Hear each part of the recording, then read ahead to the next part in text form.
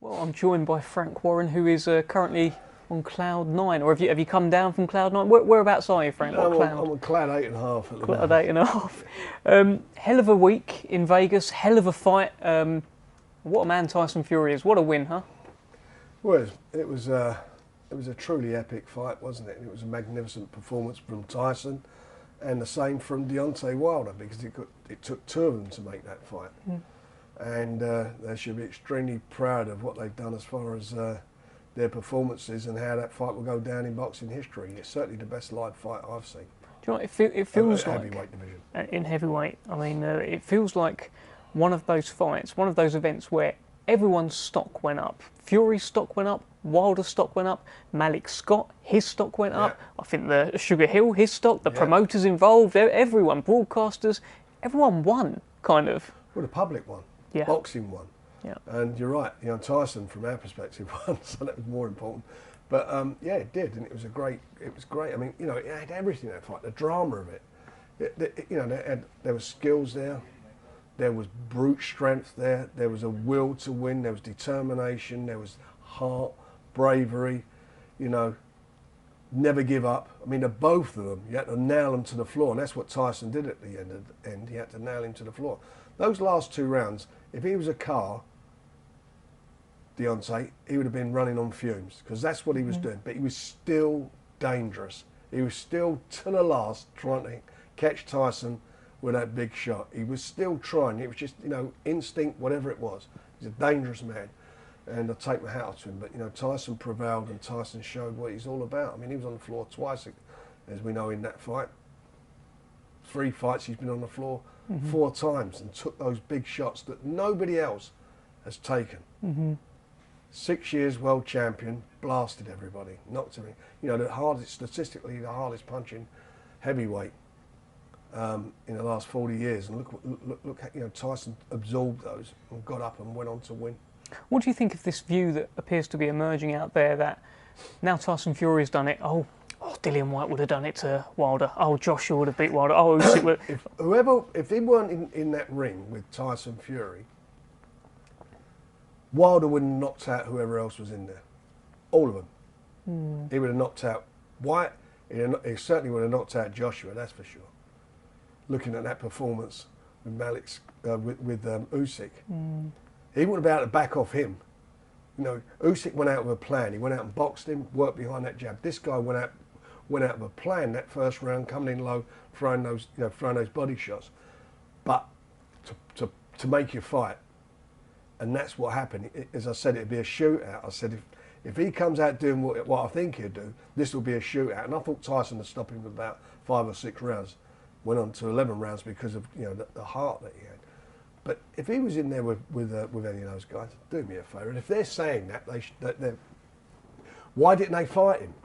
Why didn't they ever get in the ring? Tyson got in the ring with him 3 times.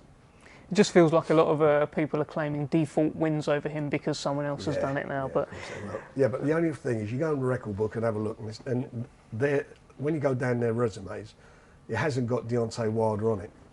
No, it doesn't. But Tyson Fury certainly has it. And who will be next on Tyson Fury's resume? Have you had any brief chats with him? No, not really. I didn't even talk about it. We just. I was talking to Bob and myself and him and Tyson. And when I spoke to Tyson a couple of times now, I told him to go home and just go and rest up with the family. Which he doesn't need me to tell him that. That's what he's going to do. He's had a new baby. There was a lot of problems during training with his baby daughter Athena. She was in ICU twice, so you can imagine the problems that was for them, the worry that was for them, for him and Paris. But thankfully, touch wood, she's come through okay. And now they want to spend some time together as a family. See his kids. He's been training solidly for 20 months, and nothing happened. So, plenty of time to talk about that. In the meantime, I'm sure everybody will be pressing for their rights for mandatories and so forth. But let's see how it all goes.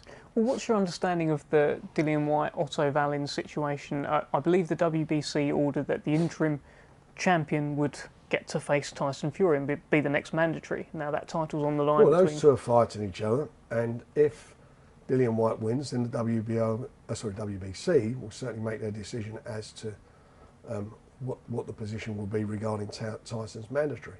If Wallin wins, they've got a rematch clause, so Wallin can't even face him. Yeah. So that's where they are. So that's it. And really, what the end of that is what Tyson wants to do. He's the guy getting in the ring. He's the man. Has he mentioned anything to you about Usyk? Like even before, obviously, you know.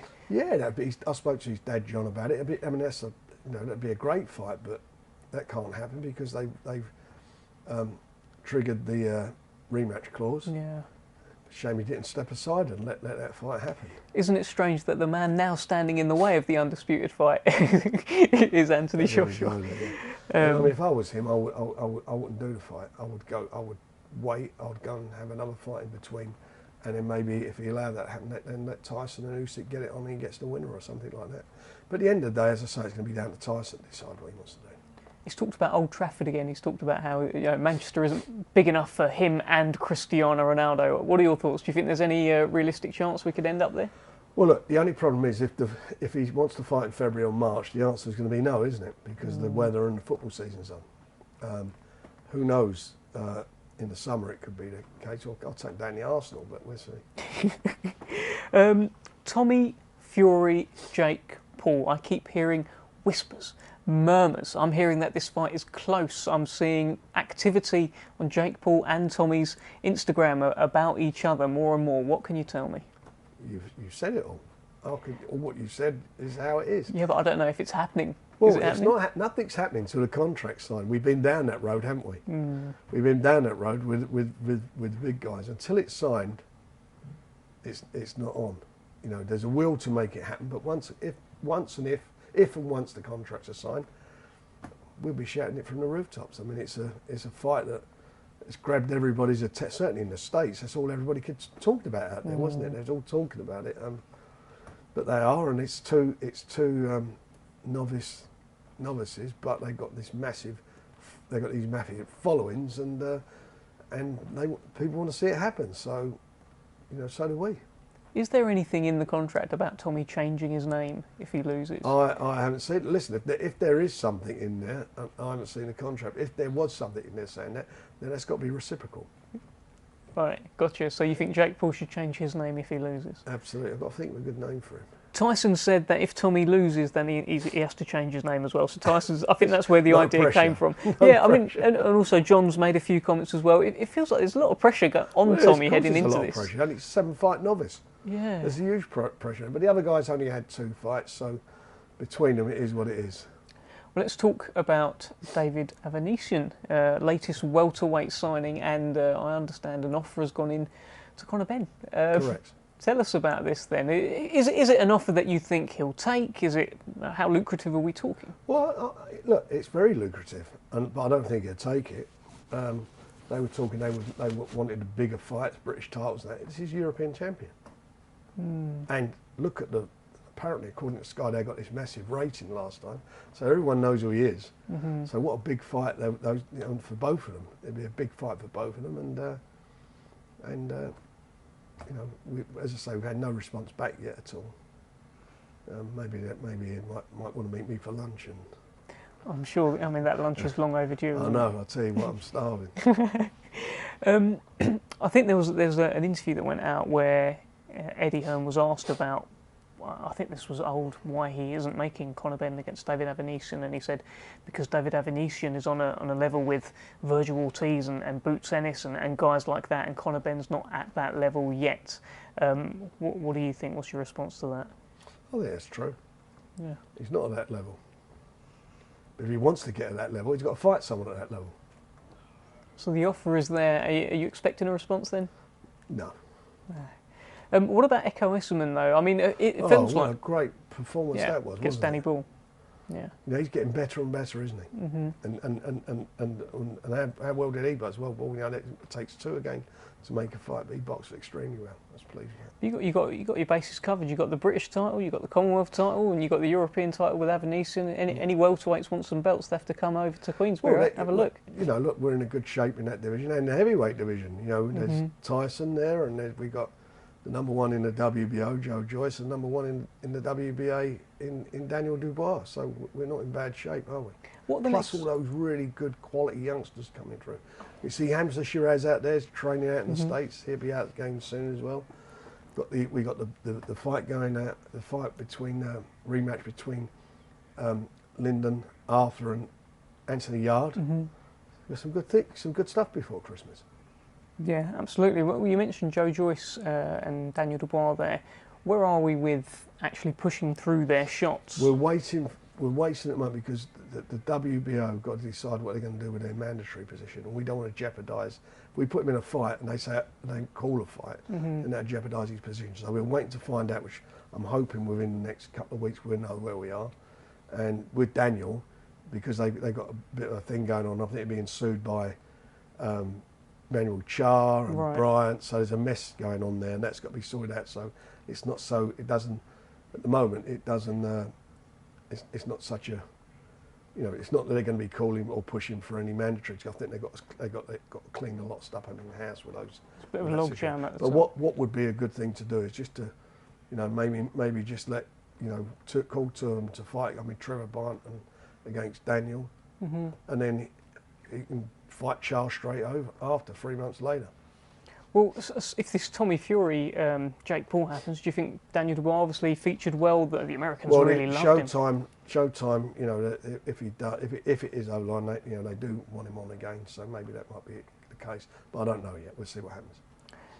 What about Brad Foster against Jason Cunningham? Close fight over the weekend. Foster obviously feels as though he won and he's demanding the rematch. What do you think? Look, it was a close fight, and you can look at those fights either way. You know, there wasn't a massive amount in it, but you know, the answer to that is make the rematch, because it'd be a great fight. It'd be a great fight. You know, that's what I'd like to watch that again, wouldn't you? Yeah, absolutely. So let's try and get the rematch up. Are you going to be making offers to Jason Cunningham? We'll be talking, I'm sure we will, to do something. We won the purse bid, didn't we, for the fight? So let's try and make the rematch. That'd be good to see that one again. And Callum Johnson was in a tougher fight than expected over the weekend. Do you know what? If you notice, we had a couple of opponents who fell out just as we were going to contracts, and eventually we settled on the Russian. But he got 12 rounds under his belt, so he's there, and you know, there'll be some big fights for him next year. Feels like he just needs the big fights now to get up for it. Sometimes those marking time fights, that's what they become. But he does. You're quite right. He needs to be in a big fight. Well, speaking of big fights, then I guess we are announcing it today. When this interview goes out, it will have been announced. Arthur-Yarde, Lyndon Arthur, December the 4th. You got it over the line, Frank. Copperbox. Yeah, we did. We got it done, and it was already done. But we've got everybody to accept it's done, so it's on, and it's a great fight. You know, it's a very close fight last time. I thought Lyndon did enough to win, but this time round, if Anthony's got any ambitions of moving forward, he's got to get the win. And as far as Lyndon's concerned, he doesn't want to give up his number one position in the WBO. So it's going to be a great fight. I think it'll be a tough fight, and it'll be a great fight between the two of them. Be interested to see, you know, how it pans out. I mean, the last fight, there was no crowd there. It was in pretty sterile conditions, you know, in behind closed doors. This time around, you know, hopefully it'll be better, and I just feel it's such a good fight. You know, I wanted to actually tried to get the fight on in Manchester for Lyndon, but we, you know, because we promised that, said we'd try and do it, but we can't do it because the venue's just not available. Yeah, I mean, look, it'd be a great fight nonetheless. But you know what? Where it is. Tyson went to America 3 times to fight. He went to Germany to fight against Klitschko. You know, Arthur-Yarde went to Russia, didn't he, to fight Kovalev. So that's what fighters do. They get, you know, they're fighters. They're fighting men. That's what fighting men do. Yeah, absolutely. Zach Parker, Marcus Morrison. Hey, yeah, that's it's a good little fight, that, isn't tasty it? Yeah, little that's fight. A good fight, and it's on a good night of super middleweight boxing. So he's number one as well in the rankings. He can't afford to slip up. He becomes a mandatory to he'll be a mandatory to the winner of the Canelo Plant fight. So I'm looking forward to that as well, and that's on BT. So we've got a bit of a roster going, mate. Yeah. You know, Not bad. We're doing look, within the last couple of months on BT. They'd have seen Tyson Fury against Deontay Wilder, and then Canelo the next month. We were doing all Not right. messing about, are we? Yeah, I mean, Joe Joyce, I think we've talked about him. You're waiting on the Usyk situation, Daniel Dubois. Any final words, Frank? Any final reflections on a great weekend of boxing? What a privilege it was to be there, to Yeah. witness it and to be involved in it. It was breathtaking. You know, as I say, for me, it's the best heavyweight fight I've seen live, and it's up there with all those great heavyweight battles of the past. I mean, it was blood and glory, and that's what it was. And the big man, the number one, he done the business. He cemented his legacy as the best of his generation.